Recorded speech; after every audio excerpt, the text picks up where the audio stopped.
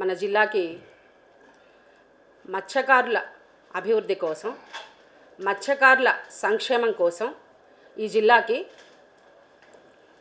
రాష్ట్ర ప్రభుత్వం ఒక కమిటీని వేయడం జరిగింది.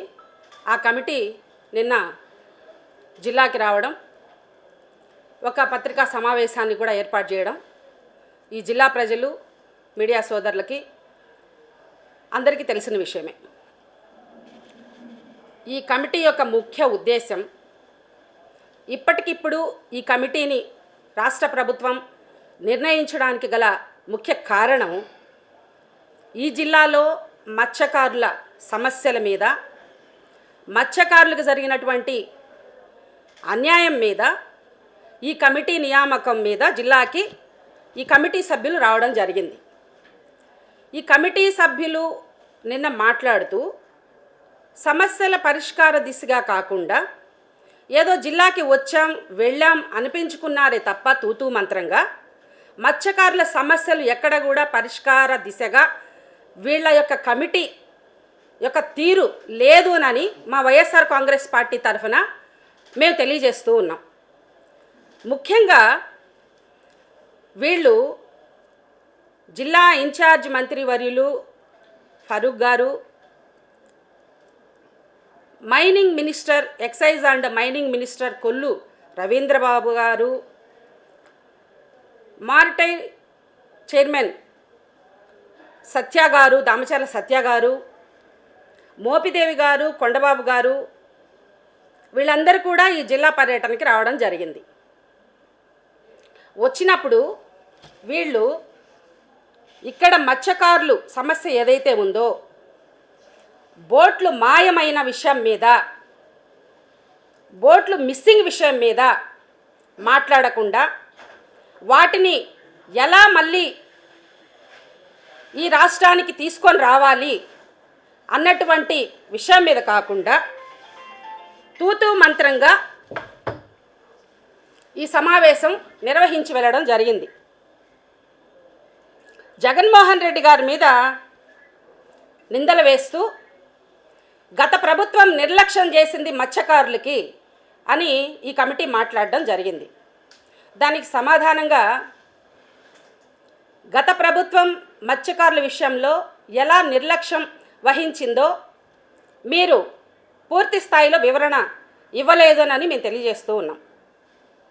గతంలో జగన్మోహన్ రెడ్డి గారు మత్స్యకారులు ఏదైతే ఉన్నారో కోస్తాంధ్ర ప్రాంతంలో 22 మందిని పాకిస్తాన్ వాళ్ళు చెరలో పెట్టారు. ఎందుకని? వాళ్ళ యొక్క జలాల్లోకి మన ఆంధ్రప్రదేశ్ మత్స్యకారులు వెళ్ళారు అని చెప్పి వాళ్ళని పాకిస్తాన్ వాళ్ళు చెరలో వేయడం జరిగింది.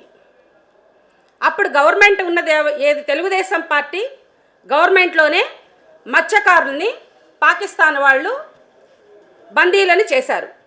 మరి ఆ రోజు చంద్రబాబు నాయుడు గారు ఆ మత్స్యకారుల విడుదల విషయంలో ఎంతవరకు పనిచేశారండి? మీ ప్రభుత్వమే ఉంది కదా, మీరు మాట్లాడి ఏమన్నా వాళ్ళని విడుదల చేయించారా?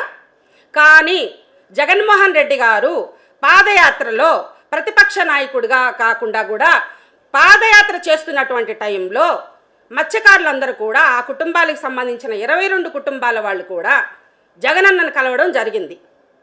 కలిసినప్పుడు జగనన్న ఒకటే హామీ ఇచ్చారు, మనం అధికారంలోకి వస్తాం, తప్పకుండా బందీలుగా ఉన్నటువంటి మత్స్యకారుల్ని విడుదల చేయిస్తాం అని చెప్పి దమ్మున్న నాయకుడు జగన్మోహన్ రెడ్డి గారు ఎంత దమ్ముతో చెప్పాడో చూడండి. మనం అధికారంలోకి వస్తాం, బందీలుగా ఉన్న మత్స్యకారుల్ని విడుదల చేయిస్తాం అని చెప్పి జగన్మోహన్ రెడ్డి గారు మాట ఇవ్వడం జరిగింది.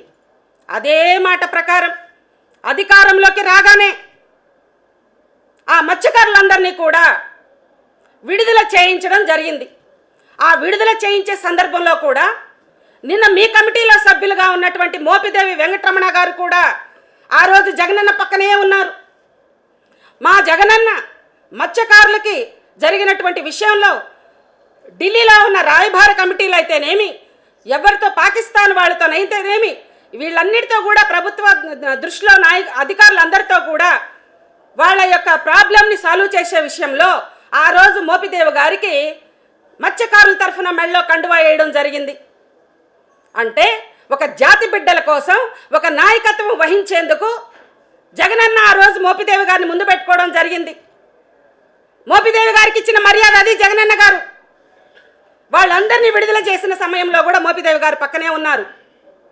ఆ రోజు ప్రతి కుటుంబానికి కూడా 5 లక్షల రూపాయలు ఇచ్చినటువంటి విషయం ఈ రాష్ట్ర ప్రజలకి తెలుసు, మత్స్యకారుల సోదరులకి తెలుసు, మీ కమిటీలో మెంబర్గా నిన్న వచ్చినటువంటి మోపిదేవి వెంకటరమణన్నకు కూడా తెలుసు. ఆ రోజు ప్రభుత్వం ఎన్ని కష్టాల్లో ఉంది, కరోనా కష్టకాలంలో ఉంది, లోటు బడ్జెట్లో ఉంది.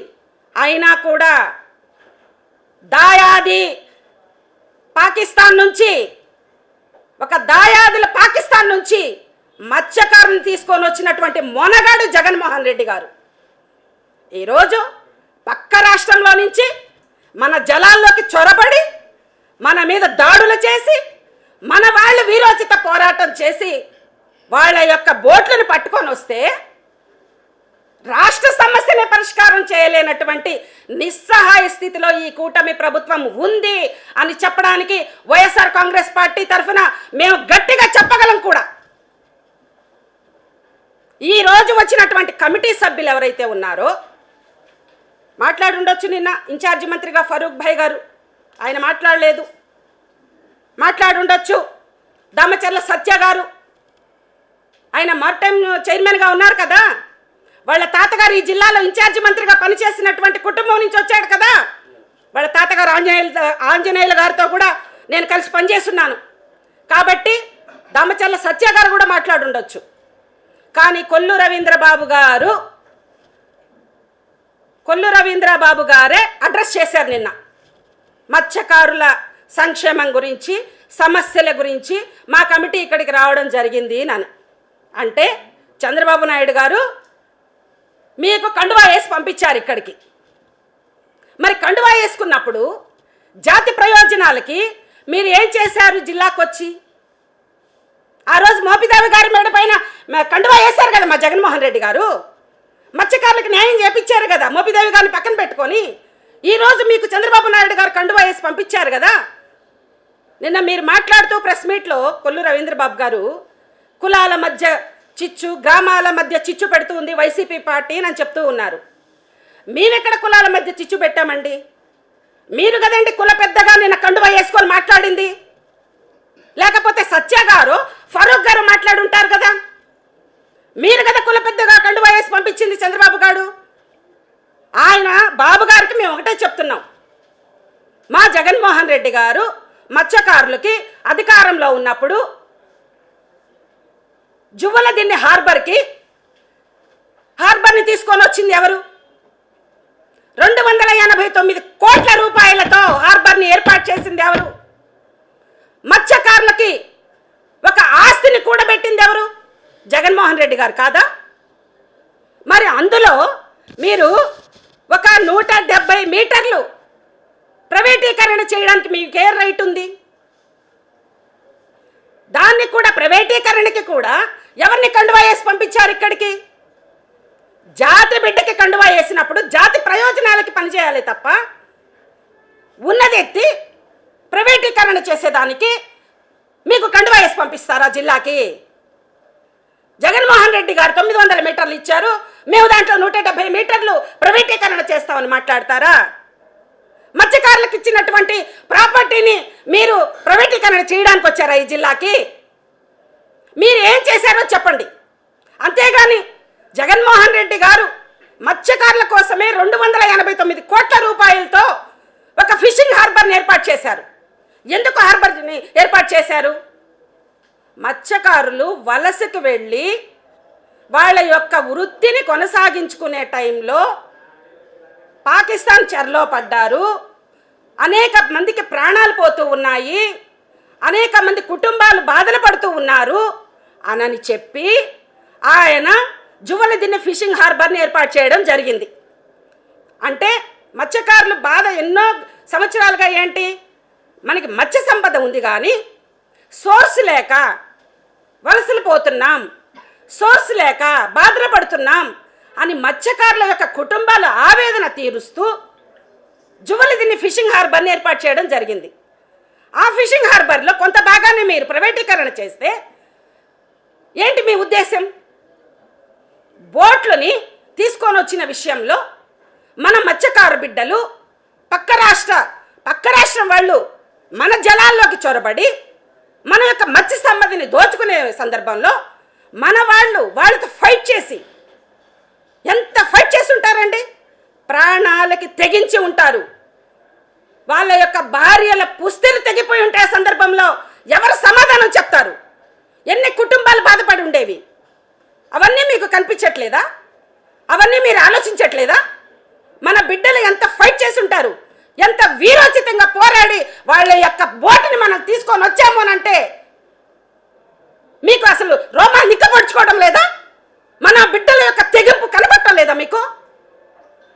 ఒకటా రెండా 4 బోట్లను తీసుకొచ్చారంటే ఎంత కష్టపడి ఉంటారు మన బిడ్డలు, మన మత్స్యకార బిడ్డలు. మనమేమన్నా వాళ్ళ సొత్తుకు పోయామా? వాళ్ళు వచ్చి మన జలాల్లోకి చొరబడి మన మత్స్య సంపదని వాళ్ళు దోచుకునే ప్రయత్నాల్లో మన వాళ్ళని ఇబ్బంది పెడుతూ ఉంటే మన వాళ్ళు వెళ్ళి ఒకవేళ మన వాళ్ళని వాళ్ళు చిక్కుంటే వదిలిపెడతారండి? అలాంటిది ప్రాణాలకి సైతం తెగించి లెక్క చేయకుండా తీసుకొని వచ్చి ఇక్కడ హ్యాండ్ ఓవర్ చేస్తే నిన్న కొల్లు రవీంద్రబాబు గారు ఏం మాట్లాడతారు? అధికారులు గ్రామస్తులు కస్టడీలో బోట్లు ఉన్నాయి, గ్రామస్తు పెద్దల దగ్గర తాళాలు ఉన్నాయి అని అన్నారు. మరి ఆ తాళాలు ఎవరు ఇచ్చి పంపించేశారు? ఆ పట్టుకొని వచ్చినటువంటి బిడ్డలకి వాళ్ళ కుటుంబాలకి మీరు ఏమి సమాధానాలు చెప్తారు? ఆ పట్టుకొని వచ్చే టైంలో వాళ్ళ ప్రాణాలు పోయి ఉంటే పరిస్థితి ఏంటి? నిర్మాణంలో నో కాంప్రమైజ్ అనే నినాదాన్ని మాటల్లో కాదు పనిలోనే నిరూపించిన సంస్థ ఎస్వి కన్స్ట్రక్షన్స్. ప్రతిష్టాత్మకమైన ఐసిఐ అల్ట్రాటెక్ అవార్డ్ 2025 లో స్టేట్ లెవెల్లో బెస్ట్ బిల్డ్ అపార్ట్మెంట్ అవార్డును గెలుచుకుని నెల్లూరుకు గౌరవం తీసుకొచ్చిన ఈశ్వర్ హోమ్స్ ఈ నాణ్యతకు అద్దం పడుతోంది.